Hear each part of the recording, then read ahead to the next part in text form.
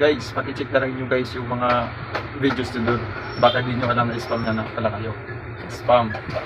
Tulad po ng hindi pag-engage tayo sa Kaparels Creator po natin. Di ba pag nag-comment tayo doon, tapos may lumalabas doon na comment, tapos ikaka-paste na lang natin guys. Guys, huwag ko sa inyo, huwag mong gawin yun. Mag-comment ka lang doon na ayon doon sa videos kung ano, kasi guys, hindi nyo alam guys, maraming na-spam yan guys. Alam nyo guys kung bakit guys ang parusahan o ang kapalit yan ng spam guys. Yung followers nyo guys bumababa. Kaya yung data kayo kung bakit bumababa yung followers nyo dahil sa mga spam. Tulad po guys ng pag-like, tapos pag-comment, tapos hindi nyo man pinapanood yung videos, nag-hard lang kayo, na-spam yun, wala yun.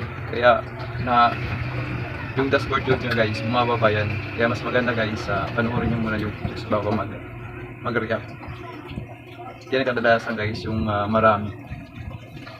Kasi minsan yung papansin niyo yung ibang mga comment nila, nagko-comment sila doon sa mga videos, hindi nakikita. Kasi nagko-comment lang sila, hindi na pinapanood.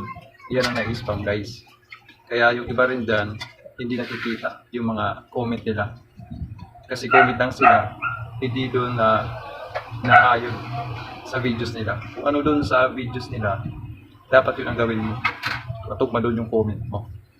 Kaya gayon guys ang gawin mo. Para hindi kayo ma-spam, masayang yung comment mo.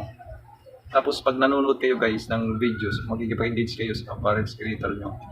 Huwag yung fan likes niyan, heart, marami. Kahit isa lang videos kanya, basta tapusin nyo. Okay lang yan, kahit hindi marami yung videos na pinapanood mo sa isang Kaparels Creator. Importante yung isang video doon pinanood mo ng buo. Yung iba naman dyan, sa sobrang dami ng nag-like lang, nag-hearts, hindi naman pinapanood.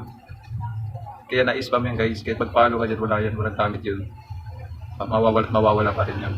Kaya guys, salamat kayo sa nakatulong ito sa inyo. Pag-follow na lang po, thanks.